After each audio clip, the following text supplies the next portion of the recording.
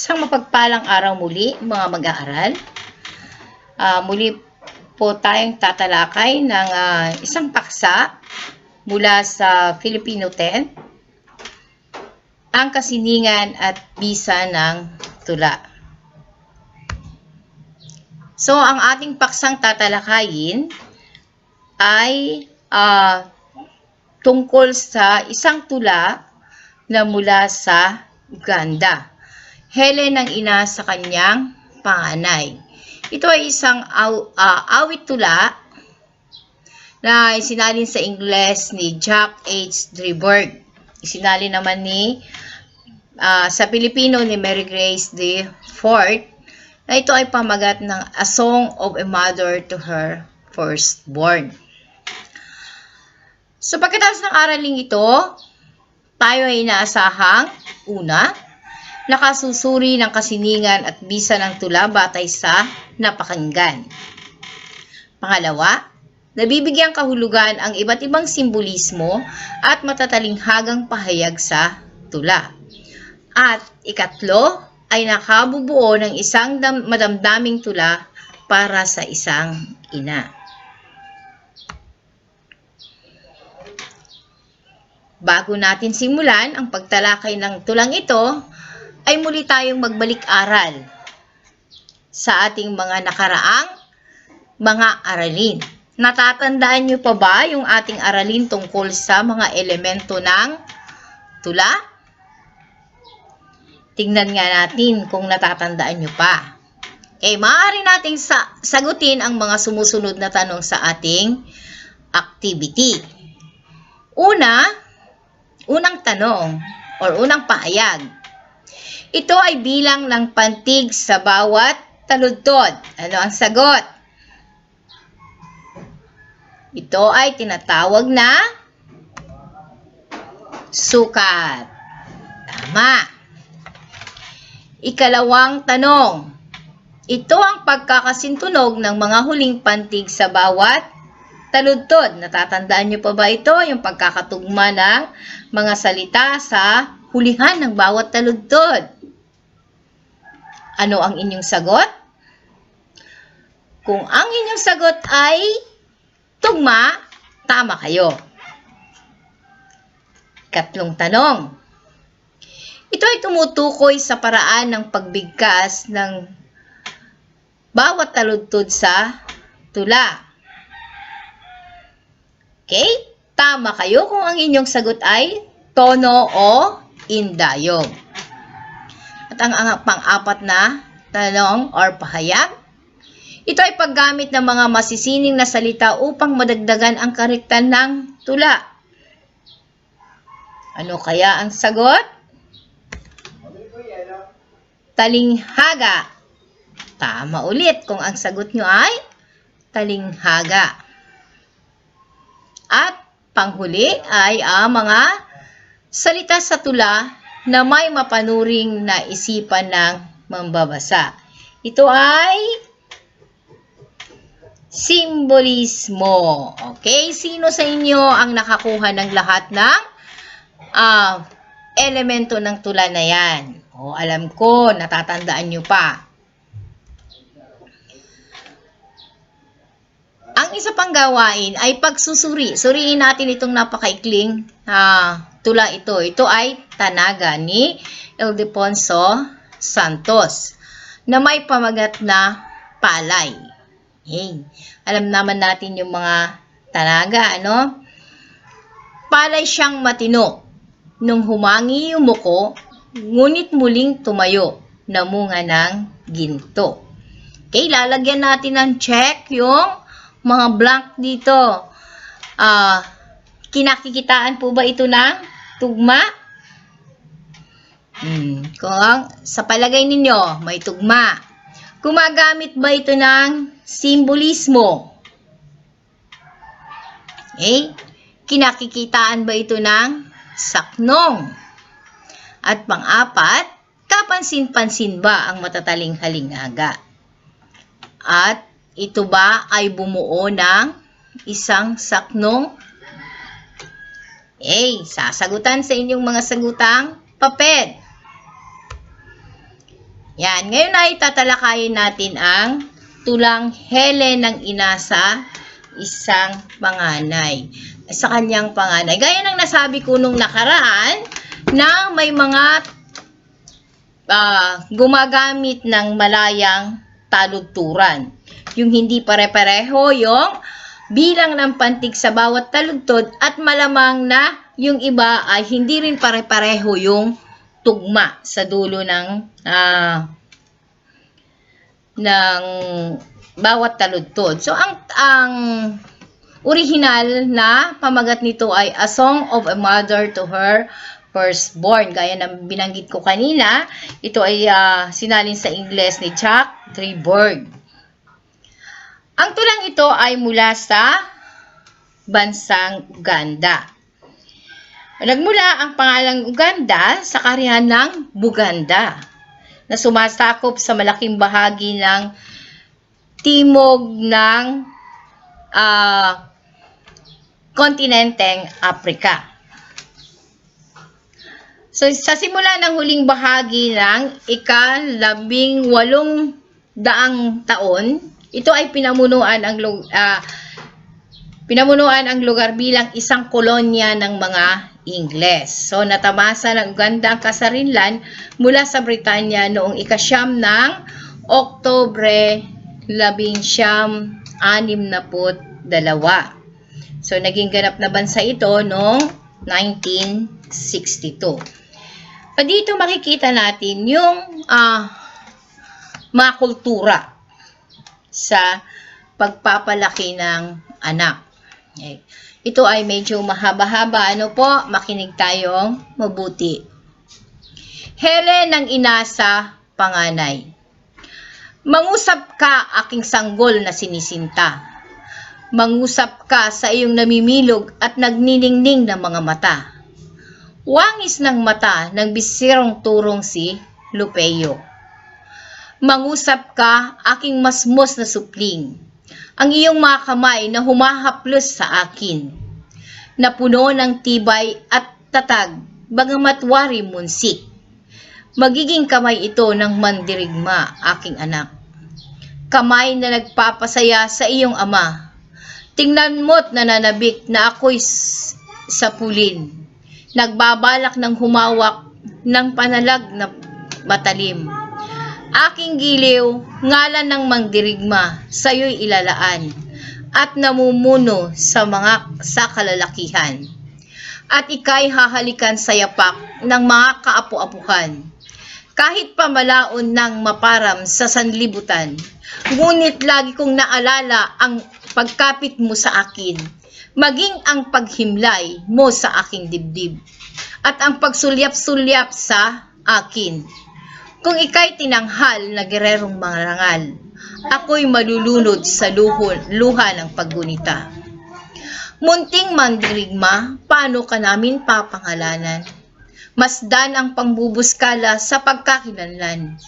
Hindi hamak na ngalay sa'yo'y ibibigay, hindi ka rin ipapangalan sa iyong amang sinawal, sapagkat ika'y panganay. Higit kang pagpalain ng puon ng iyong kawan? Ikaw ba'y tatawaging hibang o kapusugan?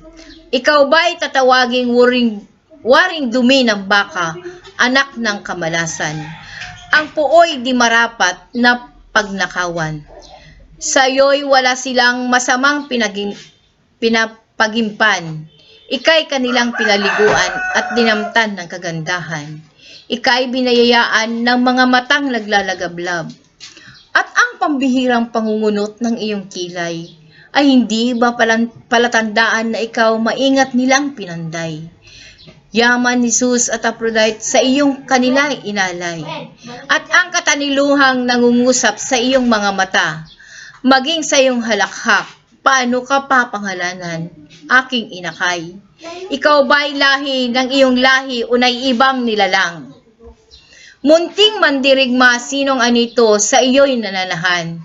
Kaninong mapagpalang kamay ang sa aking dibdib dumadantay?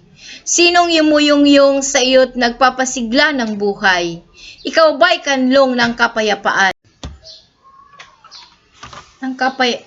Ngunit tila leopardong nasa palumpong at tumatanaw. Hayaan sa araw na yo'y iyong ibubuyangyang. Aking supling, ngayoy ako'y nasa kalwalhatian. Ngunit ako'y ganap na asawa, hindi isang nobya, kundi isang ina. Maging maringal, aking supling na ninanasa. Maging mapagmalaki kaparis ng aking pagmamalaki. Ika'y magbunyi kaparis ng aking pagbubunyi. Ika'y irugin kaparis ng pagliyag na aking nadarama. Anak na ibinunga ng pag-ibig ng matipunong kabiyak. Sa wakas, ako'y kahati ng kanyang puso, ina ng kanyang unang anak. Ang kanyang kaluluwa'y ligtas na sa iyong pag-iingat. Aking supling ako na sadyang sa'yo'y humulma. Sa makatwid, ako'y minahal. Sa makatwid, ako'y lumigaya. Sa makatwid, ako'y kapilas ng buhay. Sa makatwid, ako'y nagtamasa ng dangal. Iingatan mo ang kanyang libingan kung siya'y nahimlay. Tuwi nang gugunitain, yaring kanyang palayaw. Aking supling, mananatili siya sa iyong panambitan. Walang wakas sa kanya'y daratal mula sa pagsibol ng iyong kabataan. Ikaw ang siyang kalasag at sibat, pag-asa at kaligtasan sa hukay. Sa iyo, ako'y muling mabubuhay, tulad ng suwi sa kalupaan. At ako ang ina ng kanyang panganay. Ako'y mahimbing supling ng leon, niyos at nyumba. Ika'y mahimbing. Ako'y wala nang mahihiling. Okay, mula sa ating napakinggang tula ay sagutin natin ang mga sumusunod na katanungan sa ibaba. Muli, isusulat ang inyong mga sagot sa inyong sagutang papel. Unang tanong, sino ang persona sa tula? Ano ang kanyang pangarap? Kalawa, masining ba ang napakinggan?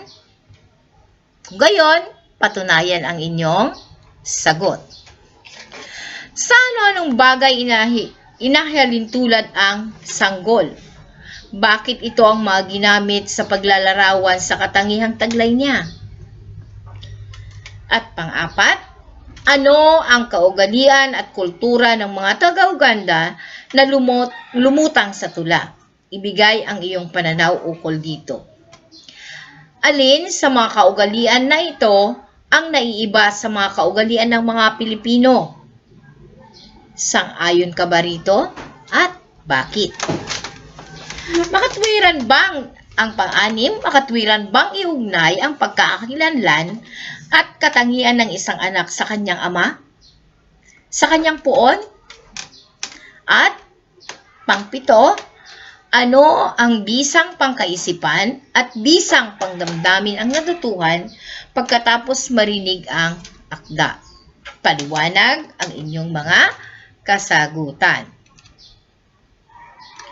Ngayon naman, ay muli natin suriin ang isang tula. Okay, ito naman ay tulang Filipino na may pamagat na Anak, na isinulat ni Lyndon John de Leon. Hey, patawarin mo ako kung hindi naging sapat ang aking mahigpit na yakap upang maligtas ka.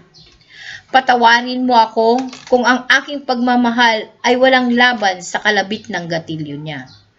Patawarin mo ako sapagkat isinilang kita sa panahong ang buhay na yung tao ay walang halaga. Patawarin mo ako kung hindi naging sapat ang aking mahigpit na yakap upang maligtas ka. Patawarin mo ako kung ang aking pagmamahal ay walang laban sa kalabit ng gatilyo niya. Patawarin mo ako sapagkat isinilang ka sa panahong ang buhay, ang tao ay walang halaga. Kasalanan ko ito, anak, kaya sasamahan kita. Hayaan mong ang dugo mo at dugo ko ay muling mag-isa, tulad nung nasa sinapupunan pa kita. Anak, tulog na, nandito lang ang nanay. Okay. So, mapapansin natin na ang dalawang tulang binasa natin ay tula ng isang ina para sa kanilang mga anak. Okay, pagkatapos nating mapakinggan itong huling tula, ay sasagutin natin ang mga tanong. Ayan, pipiliin lamang po ang mga titik ng tamang sagot. At isulat muli sa inyong sagutang papel. Ayan, ilan ang saknong ng tula? Pipiliin po dyan ang titik. Pangalawa, ilan ang taludtod ng binasang tula? Pangatlo, anong uri ng tula ang inyong binasa? Pang-apat, ano ang talinghagang mayroon sa tula? Okay, ito ay pagbibigay ba ng buhay ng ina sa anak? B, ang wagas na pagmamahal ng ina sa kanyang anak? C, ang masayang buhay ng mag-ina? At D, ang pag-ibig ng anak sa kanyang ina. At panghuling bilang, ano ang kariktan ang makikita sa tula? Una, malayang taludturan ba o paggamit ng simbolismo at matatalinghagang pananalita? B, may sukat at tugma? Gumamit ba ito ng simbolo at talinghaga? May sukat at tugma, gumamit ng mga tayutay? At D, malayang taludturan na gumamit ng mga tayutay. Okay, so muli ay sagutin natin yan. At sa ating paglalapat, yayamang nararapit na ang araw ng mga ina, ay maaari natin silang regaluhan. So, sa ating gagawing tula, ay ilagay natin yung dakilang pag-aarugan niya sa inyong magkakapatid. So, gamitin natin ulit ang mga sumusunod na pamantayan. Una, pagsaalang-alang ng katangian ng tula, ito ay may 20 puntos. Paggamit ng simbolo at talinghaga, 30 puntos. At kaayusan at kasiningan, 50 puntos na bumubuo ito ng 100 puntos. Ang inyong mga ginawang tula ay maaari ninyong maaaring isumite sa aking Gmail account na nandyan sa ibaba ng inyong weekly home learning plan.